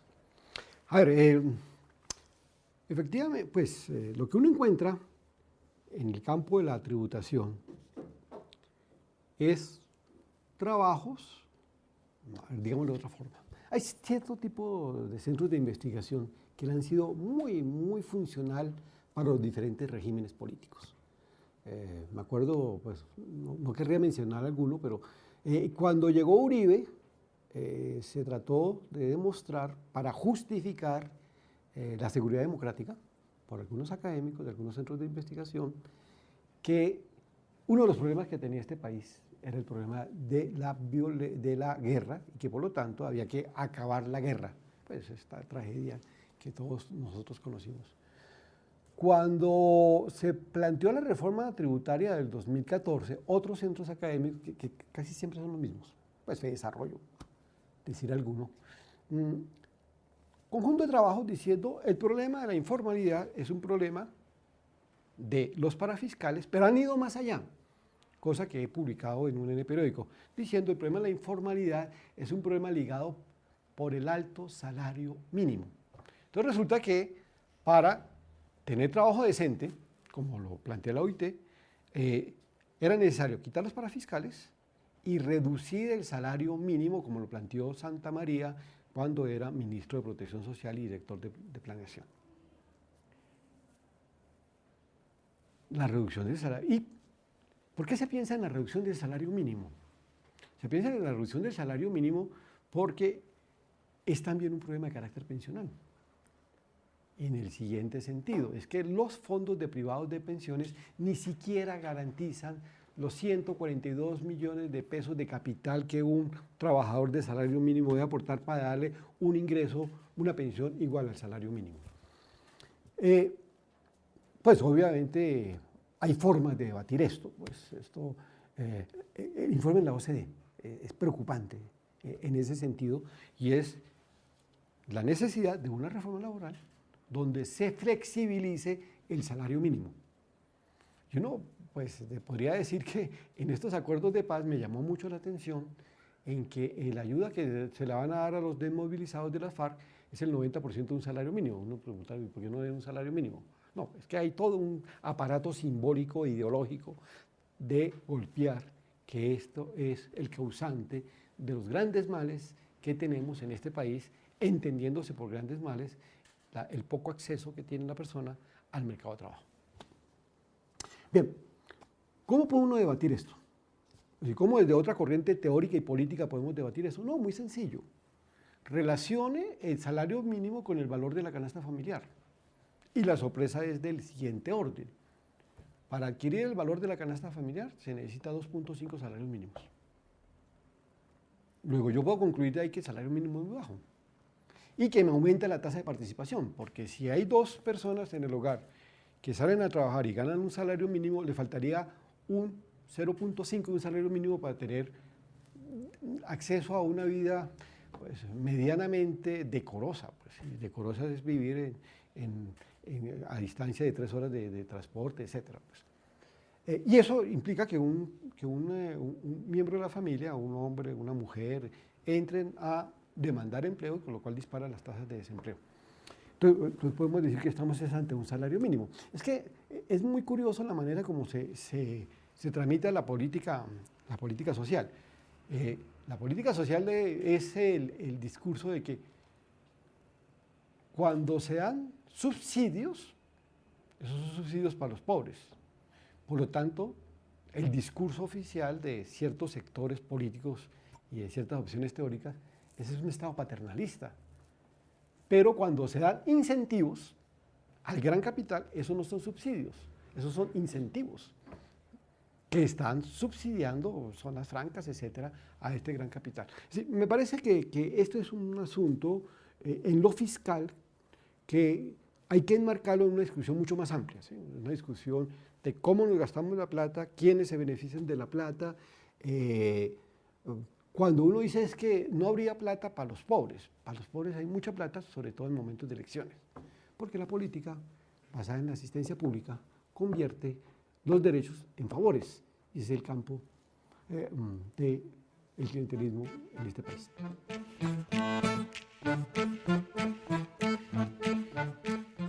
Un saludo para la audiencia de autores de historias. Mi nombre es Andrés Torres, soy estudiante de la maestría en Historia de la Universidad Nacional. Para este último segmento, la idea es hablar sobre 3 grandes temáticas a manera de conclusión y a manera de cierre. La primera de ellas es frente al grupo de investigación en protección social, del cual ha sido partícipe el profesor Oscar Rodríguez, el cual pues ya se ha abordado en esta entrevista y sobre el cual hemos visto que ha realizado diversas publicaciones y producciones científicas. Entonces quisiéramos conocer un poco sobre cuáles son las perspectivas de este grupo de investigación, cuáles son los debates actuales que está liderando, cuáles son los proyectos de este grupo y cuál es su papel pues en el mismo. Bueno, muchas gracias por la pregunta. El grupo de protección social surge a raíz de ese proyecto que ya mencioné sobre diagnósticos de régimen subsidiado, es decir, en el año 2001, y integró todo un enfoque de carácter interdisciplinario en el grupo que actualmente dirige, yo lo dirigí durante un buen tiempo, actualmente lo dirige Darío Restrepo. Integra economistas, sociólogos, filósofos, administradores de empresas y un campo que es importantísimo, que es el campo de la estadística. Hemos tenido excelentes investigadores en estadística, porque en general gran parte de estos proyectos que hemos desarrollado tiene una base de muestreo. Entonces, primero es un grupo interdisciplinario. Segundo, es un grupo que se caracteriza por sus redes internacionales. Hemos hecho en Colombia 2 congresos internacionales con profesores que hacen parte de lo que podríamos denominar la Escuela Francesa de la Regulación. Hicimos un gran seminario en el 95, que fue publicado en un libro que llamamos La Biblia, un libro que se llama Crecimiento, Equidad y Ciudadanía hacia un nuevo sistema de protección social. Hicimos otro en el 2014, ya no sobre el tema de protección social, sino sobre el tema de la moneda, pero la moneda está ligada al tema de protección social. Entonces hay vínculos internacionales. De nuestra parte, pues hemos asistido a varios congresos. Hace poco quiero decir este año estuvimos en Lyon participando en un evento que se tituló La influencia francófona del institucionalismo monetario, y ahí, junto con la profesora Dexia Arévalo, llevamos una ponencia de un tema que estamos trabajando dentro del grupo, que es la moneda en las sociedades de lazaretos. Porque, pues, si no, ustedes no conocen, en el lazareto, que se formaron hacia 1870, Agua de Dios, Contratación y Caño de Oro, se instauró una moneda especial que recibió el nombre de la Coscoja, cuya idea era tener a los enfermos de la enfermedad de Hansen fijados al lazareto, y no entraba el papel moneda ni el billete, porque ante la carencia de conocimientos de los médicos se suponía que el billete y la moneda podían transmitir la enfermedad. Entonces nosotros llevamos, y eso nos ha servido mucho para un debate que después podremos hacer mención, sobre el problema de la moneda, que es una de las grandes debilidades de la economía neoclásica en su versión institucional, porque los modelos de equilibrio general no introducen la moneda como un elemento fundamental dentro de este componente. Entonces, pues nuestro contacto con la Academia Internacional es muy importante en los procesos en los cuales ellos vienen, y próximamente vamos a publicar un libro que se llama La protección social bajo el imperio del mercado, que hice referencia, y en general en todos nuestros libros hay artículos extranjeros. En esta última publicación hay un artículo de Bruno Terés sobre el problema del federalismo, un tema de gran actualidad frente a los acuerdos de paz, y un artículo de Blandín d'Estremaux sobre la crisis del universalismo en el sistema de protección social de Cuba. Es decir, nosotros tenemos como otro de los componentes del grupo la perspectiva de carácter comparativo, que eso siempre nos ilumina. Y el tercer elemento, que es otra impronta del grupo, es que tenemos un programa de investigación que está en proceso de construcción, que abarca temas de fiscalidad, de protección social, de moneda, de régimen de acumulación y de Estado. Entonces, nosotros funcionamos en seminarios internos que pueden tener 2 momentos, al cual van algunos estudiantes que están haciendo tesis con nosotros, que son momentos en proyectos de consultoría. Siempre discutimos el proyecto al interior del grupo y miramos si es viable para ir o no ir. Y cuando no tenemos proyectos de consultoría, porque pues no hay demanda sobre eso, hacemos seminarios internos sobre obras, por ejemplo, como la que estamos discutiendo actualmente, sobre la moneda entre la legitimidad y la soberanía, o sobre la última obra de Aglietta a propósito de la macroeconomía en la Escuela Francesa de la Regulación. Precisamente sobre este tema de la relación moneda y soberanía frente al Estado, casualmente el día de ayer se lanza un libro, si me lo permite. El libro está editado por Dexia Arévalo, pues este libro hace parte de la colección Historia Económica, Social y Política, pues del grupo de investigación en cuestión. Entonces, digamos que usted aquí hace parte de la presentación, pero además hace parte también de un análisis frente a la relación que tiene soberanía y moneda en el siglo XIX. Entonces quisiéramos que nos contara también un poco más sobre este libro y cómo hacer un esbozo general pues, de esta producción y de su participación en la misma. Bien, el libro fue lanzado ayer. Los comentaristas fue el profesor Ricardo Sánchez, decano de esta facultad, exdecano, y Daniel Libreros, profesor del Departamento de Ciencia Política de la Facultad de Derecho.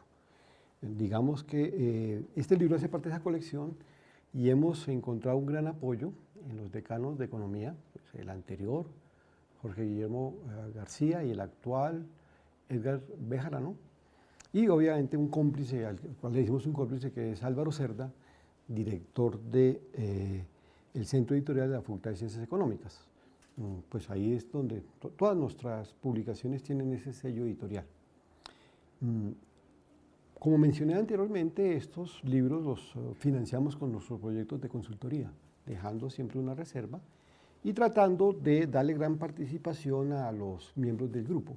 Pues como en este tercer tomo, en todos se ha escrito sobre eso y hay artículos, por ejemplo, de Claudia Pico, que fue estudiante nuestra de la maestría de Historia, Julián Vivas, estudiante de maestría, Germán Chaparro, que es estudiante del doctorado de Historia, de los que están perteneciendo a esta corriente teórica.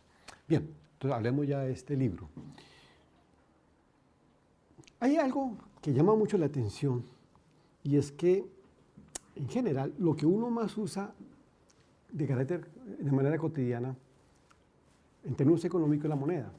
Usted paga el bus, usted saca la fotocopia y nunca se han preguntado qué significa esto.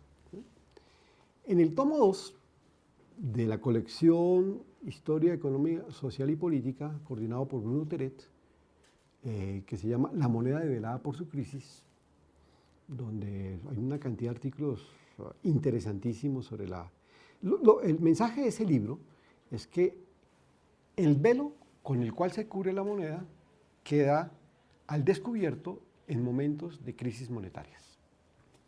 Bien. Si uno le pregunta a un economista, hay dos preguntas que me gusta hacer mucho en mi curso de Historia Económica, y es, ¿qué sabe usted de economía?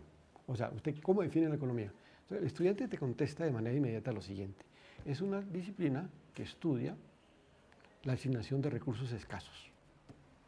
Es la primera respuesta. La segunda pregunta, que es, ¿qué considera usted que es la moneda? Te va a decir, la moneda es un instrumento que cumple las funciones de unidad de cuenta, medio de cambio y almacén de valor. Entonces, obviamente, ese estudiante fue adoctrinado. Es la conclusión que yo saco, pues. Porque él hubiera podido responder que la economía estudia los procesos de producción, distribución, circulación y consumo, y me lleva a la economía política desarrollada por Ricardo, planteada por Marx y después por la Escuela Francesa de Regulación. En algunas veces, cuando dicté Historia Económica en la Universidad de los Andes, yo hacía bastante bromas con esto, porque es que cuando uno le hace esa respuesta, pues el estudiante debió pagar la mitad de la matrícula, porque le enseñaron la mitad del conocimiento. Él responde como le enseñaron que debía hacerle el proceso económico. En la segunda pregunta, sobre el problema de la moneda, también es el problema instrumental que tiene la moneda. Nosotros decimos, mire, se controvierte con la concepción de esta opción teórica que considera dos cosas. En primer lugar, que la moneda se deriva de la economía del trueque. Y en segundo, que hay neutralidad monetaria. Sobre el primero, pues es el mito fundador de la economía clásica producido por Adam Smith. Porque la moneda funcionó antes que la economía de trueque, y la economía de trueque es un mito. Pero era necesario sacarla para poderle darle lógica a ese tipo de pensamiento. Nosotros decimos otra cosa.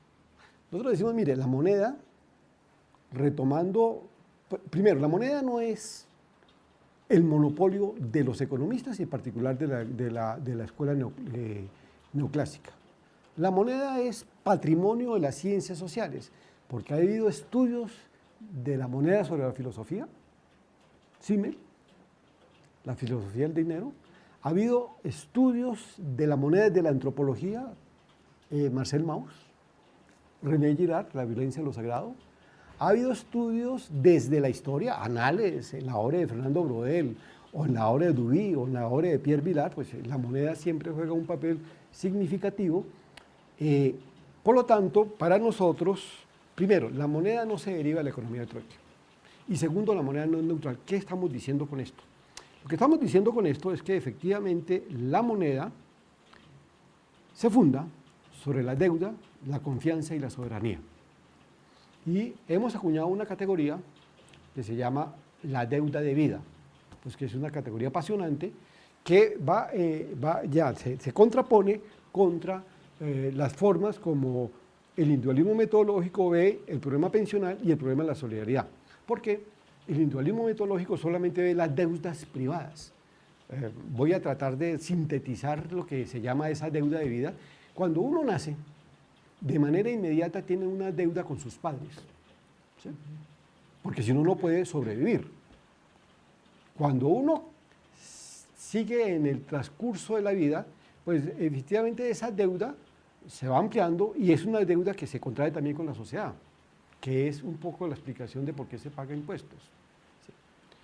Por lo tanto, cuando uno se mete con el problema de la deuda de vida, se mete necesariamente con la solidaridad intergeneracional. Y la moneda se creó para pagar esa deuda de vida, ¿sí? Que es diferente a la deuda social. La deuda social es cuando, por políticas macroeconómicas o políticas de ajuste, un sector de la sociedad queda vulnerado por eso, ¿sí? Bien, entonces la moneda fundamentalmente me permite dimensionar la deuda. Entre ellos una deuda que no es una deuda privada, sino es una deuda social, que es la deuda de vida. En segundo lugar, la moneda no es neutral, porque la moneda hace parte de la soberanía. Es decir, ¿por qué tenemos un banco de la República autónomo e independiente? Porque vino la Constitución del 91. ¿Y qué fue la Constitución del 91? Una transacción política entre grupos sociales que acordaron una forma de organización de un régimen monetario. Entonces, la moneda está muy ligada a las decisiones políticas, por lo tanto está ligada a las decisiones estatales y no es neutral frente al conjunto de la sociedad. Y la tercera sería la moneda basada sobre la confianza. Evidentemente sería ilógico coger un poco de billetes, vender un activo, una casa, un carro, y recibir un poco de billetes que no valen nada si no se garantiza la segunda operación. Es decir, que esos billetes van a adquirir otro activo. Cuando la confianza se cae, suceden las crisis bancarias. Es decir, si yo tengo mis ahorritos en un banco X y yo veo que ese banco no está devolviendo la plata, yo voy y lo retiro, entonces creo una crisis bancaria. Es decir, en el elemento simbólico, que está muy ligado al capital financiero, a la gente se le olvida y da un poquito de risa cuando uno va a sacar una cuenta. Cuando vas a sacar una cuenta, te piden extractos, te piden referencias, si tienes propiedad que haya certificado, cuando debe ser todo al contrario. Yo tengo que pedir al banco sus activos, sus balances, porque él va a adquirir una deuda conmigo. ¿Cuál es la deuda? Que yo deposito mi dinero y el banco me la tiene que dar. Yo le presté dinero al banco. Entonces, se trastornan un poco los elementos simbólicos de este tipo de operación. Entonces, la moneda se basa sobre la confianza. Bueno, con ese elemento, que la moneda está ligada a la deuda, que está ligada a la confianza y está ligada a la soberanía y que hace parte del conflicto social, es decir, politizamos la moneda. Eso nos ha servido a nosotros para publicar 3 tomos. Yo en el primer tomo, Propuestas y Debates, publiqué un artículo que se titula La moneda en la ruptura de los lazos coloniales. En el segundo, en la obra de Teré, publiqué sobre crisis bancarias y en este tengo un artículo que se ocupa de la moneda soberanía de moneda en el siglo XIX. Pero yo de este libro rescato otra cosa que me parece muy importante. Es decir, nosotros en nuestras publicaciones, en la presentación de este libro, por ejemplo, la presentación de este libro recoge un elemento que nos preocupa. ¿Qué nos preocupa? Hay una colección que se llama El Banco de la República en las aulas. Y hay un librito del banco, escrito por Mauricio Reina y otros investigadores, sobre la interpretación monetaria. Entonces, la interpretación monetaria de esta corriente es que toda la historia monetaria colombiana fue defectuosa hasta llegar a la hora máxima, a la cumbre, el Banco de la República con autonomía. Entonces tiene una visión voluntarística. Dicen que no es, que esa moneda no es politizada, están haciendo política, pero no, otra cosa es que no lo digan. Entonces en nuestra presentación hacemos un ejercicio muy sistemático sobre qué significa cuando la economía y la historia económica hace parte de las ciencias sociales y no hace parte de las ciencias exactas. Ahora bien, yo me ocupo ya con esta carta de navegación, con este programa de investigación, de mirar la moneda después de la ruptura de los lazos coloniales, mirarla a partir del siglo XIX, tocando dos hechos monetarios muy importantes, que es el establecimiento de la banca libre, el cierre de la banca libre y el establecimiento del Banco Nacional durante el periodo de la regeneración, idea que es de Núñez y Caro, y tomo una cantidad de herramientas para mirar el contenido político que tuvo la moneda y el régimen monetario durante la segunda mitad del siglo XIX. No, es un aporte importante para comprender la moneda como una manifestación de la totalidad social y precisamente esa relación entre sujeto y contexto que constituye elementos, por ejemplo, en la soberanía estatal. Bueno, el profesor nos comentaba un poco que había participación de egresados y estudiantes del departamento, departamento el cual pues en este momento está pasando por una serie de relevos generacionales, si se quiere, de nuevos aires en términos estudiantiles, en términos docentes. Entonces quisiéramos también que nos expresara como un análisis de su rol en el departamento, de esos cambios que ha tenido el departamento en los últimos años y de una perspectiva que pueda tener el departamento. A ver, una de las cosas que yo reivindico de la universidad es la posibilidad que existe democracia en la enseñanza, ¿sí? Lo cual quiere decir que corrientes teóricas diferentes se pueden expresar al interior de unidades académicas. Es decir, la Universidad Nacional tiene un gran patrimonio y es que está lejos del pensamiento único, que me parece fundamental. Y creo que este relevo generacional, por lo menos en nuestro departamento, pienso que se está garantizando. Eso es uno de los puntos centrales. Uno de los puntos débiles que yo encuentro es que efectivamente los procesos es decir, se está funcionando y la universidad funciona con base en la eficiencia, y la eficiencia está en términos de la producción masiva de profesionales, en la cual la calidad se ha venido deteriorando. Para mí es una gran pérdida que se hubieran abandonado las tesis de pregrado, ¿sí? Eso es un cambio significativo. Mi tesis de pregrado fue publicada y en esa época se publicaban muchas tesis de pregrado, pues, lo cual quiere decir que había todo un compromiso con los procesos investigativos. Cuando fundamos la maestría hubo un momento en que casi la mitad de las tesis eran publicadas, ¿sí? Y había una exigencia por eso. Esta exigencia se ha venido perdiendo. En pregrado pues uno ya no encuentra tesis, ¿sí? En la maestría se han flexibilizado mucho los criterios, pues ahora estamos hablando de maestrías profesionalizantes. Entonces esto ha sido una gran debilidad. Pues obviamente era necesario disminuir el número de semestres. No sé, pues yo estudié en una facultad cuyo pensum académico se abordaba en 9 semestres, ¿sí? La nacional aquí en Colombia tenía 10. Pero esta falta ha habido deterioro en términos de la calidad en los procesos de carácter investigativo. Eso por un lado. Por otro lado es que efectivamente pues la universidad se debía un poco más democratizar, ampliar. Pues es un problema de carácter presupuestal. Obviamente esos programas como Ser Pilo Paga, pues eso es un apoyo a la universidad privada. Uno diría, ¿por qué esa plata no se invierte en las universidades públicas, ¿sí? Donde saldría mucho más barato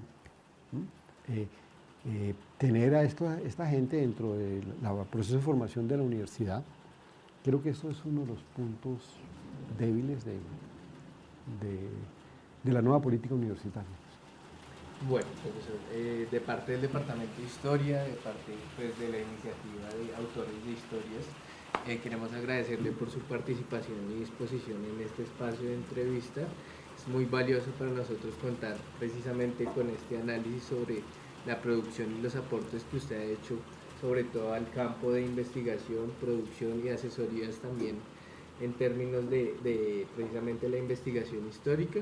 Entonces, nuevamente, pues muchísimas gracias por su asistencia, participación y disposición. Bueno, yo le agradezco al profesor César Ayala por la invitación, pues porque esto es una gran oportunidad para como seducir a los estudiantes que hay otro campo diferente a ser estudiantes de historia, pues, que la única posibilidad es ser estudiantes que ser profesores. Esto me acuerda un poco de la enseñanza de latín en la Edad Media. Se estudiaba latín para enseñar latín.